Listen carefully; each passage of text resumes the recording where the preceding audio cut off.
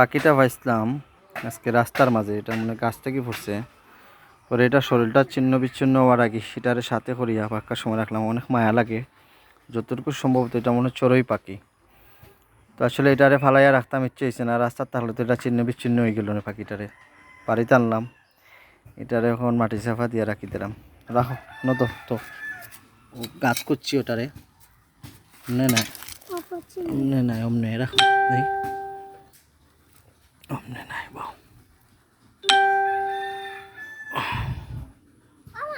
যে মরে গেছে।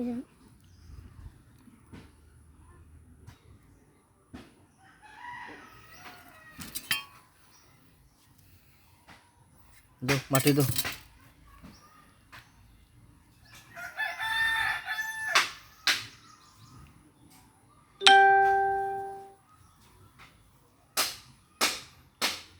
সুন্দর করে দো।